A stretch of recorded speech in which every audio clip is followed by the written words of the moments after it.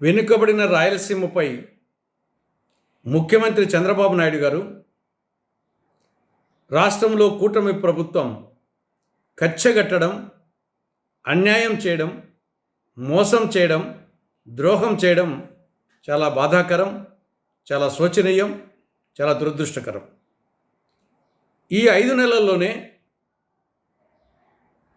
రాష్ట్రంలో కూటమి ప్రభుత్వం రాయలసీమకు 10 అన్యాయాలు చేసింది, 10 మోసాలు చేసింది. ఒకటి, ఎంఎస్ఎంఈ టెక్నాలజీ సెంటర్ను, అంటే సూక్ష్మ, చిన్న, మధ్య తరహా పరిశ్రమల సాంకేతిక శిక్షణా కేంద్రాన్ని కడప జిల్లాలోని కొప్పర్తి పారిశ్రామిక వాడ నుండి అమరావతికి మార్చేసింది. కేంద్ర ప్రభుత్వం 2023 డిసెంబర్ 4న ఈ ఎంఎస్ఎంజీ టెక్నాలజీ సెంటర్ను 250 కోట్లతో కొప్పర్తి హరిజనవాడకు కడప జిల్లాలో మంజూరు చేస్తే, దానిని చంద్రబాబు ప్రభుత్వం 2024 సెప్టెంబర్ 24న జీవో 56 ద్వారా కడప జిల్లా కొప్పర్తి నుండి అమరావతికి తరలించింది. ఇది మొదటి అన్యాయం. రెండవది, కడప జిల్లాలో పులివెందుల ప్రభుత్వ వైద్య కళాశాలకు నేషనల్ మెడికల్ కమిషన్ 2024-25 విద్యా సంవత్సరానికి గాను 50 ఎంబీబీఎస్ సీట్లు కేటాయించింది 2024 ఆగస్టు 16న. కానీ చంద్రబాబు ప్రభుత్వం 2024 సెప్టెంబర్ 10న నేషనల్ మెడికల్ కమిషన్కు లేఖ రాసింది. ఈ సీట్లు మాకు వద్దు, ప్రస్తుతం మేము నిర్వహించలేని పరిస్థితిలో ఉన్నాము అని వద్దని లేఖ రాసింది. మామూలుగా 50 ఎంబీబీఎస్ సీట్లు కాదు, 100, 150 ఇవ్వాలని అడగాలి.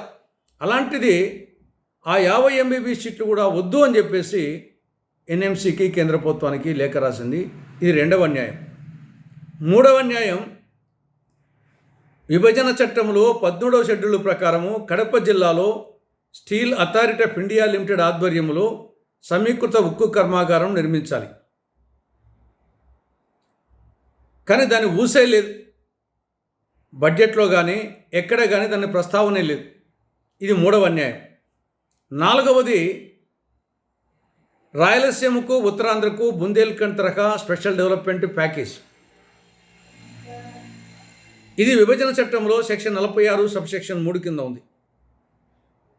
దాని గురించి మన బడ్జెట్లో కానీ మిగతా సందర్భాల్లో కానీ దాని ప్రస్తావనే తేవడం లేదు. ఇక ఐదవది, కృష్ణానది యాజమాన్య బోర్డు కార్యాలయం. విభజన చట్టం ప్రకారంగా రాష్ట్ర విభజన జరిగిన 60 రోజుల లోపల కృష్ణానది యాజమాన్య బోర్డు కార్యాలయాన్ని ఆంధ్రప్రదేశ్లో ఏర్పాటు చేయాలి. 10 ఏళ్ళైంది, ఇప్పటికీ హైదరాబాద్లోనే ఉంది. ఈ లోపల అది దాన్ని హైదరాబాద్ నుండి విజయవాడకు తరలించమని రాష్ట్ర ప్రభుత్వం లేఖ రాసింది. కృష్ణానది ఆధారంగా ప్రధానమైనటువంటి ప్రాజెక్టులన్నీ రాయలసీమలో ఉన్నాయి.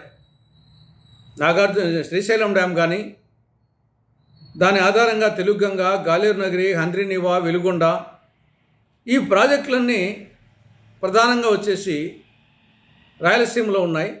కాబట్టి దీన్ని రాయలసీమలో ఏర్పాటు చేయాలి, ఈ కార్యాలయాన్ని, కృష్ణానది యాజమాన్య బోర్డు కార్యాలయాన్ని రాయలసీమ ప్రజలు అడుగుతూ ఉంటే, అది కాకుండా విజయవాడలో పెట్టమని రాష్ట్ర ప్రభుత్వం లేఖ రాసింది.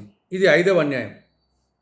ఆరవది, ఆల్రెడీ కర్నూలులో లోకాయుక్త కార్యాలయం ఉంది, దాన్ని అమరావతికి తరలించాలని రాష్ట్ర ప్రభుత్వం ప్రయత్నం చేస్తూ ఉంది.